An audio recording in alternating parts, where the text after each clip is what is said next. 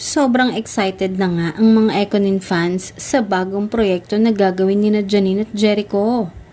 Hilingan nila na sa pagtatapos ng Lavender Fields ay mabigyan ng pagkakataon ng kanilang mga tagahanga na masilayan muli ang kanilang mga idolo sa bagong proyekto ng kapamilya na ibibigay sa kanila.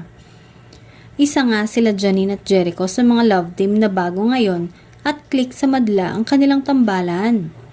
Sa nalalapit nga na pagtatapos ng Lavender Fields, mas tumitindi ang mga eksena.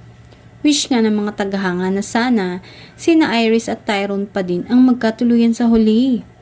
Ika nga nila, napakalakas ng chemistry ng dalawa na tiyak na papatok at matutuwa ang kanilang mga fans. Sa ngayon ay abang-abang ang kanilang mga tagahanga.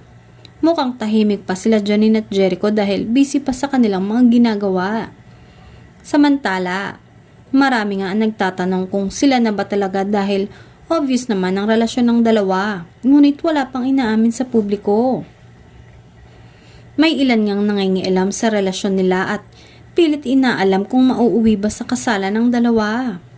Hindi naman lingid sa kaalaman ng lahat na si Jericho ay dating naikasal na sa modelong si Kim Jones ngunit nauwi din sa hiwalayan.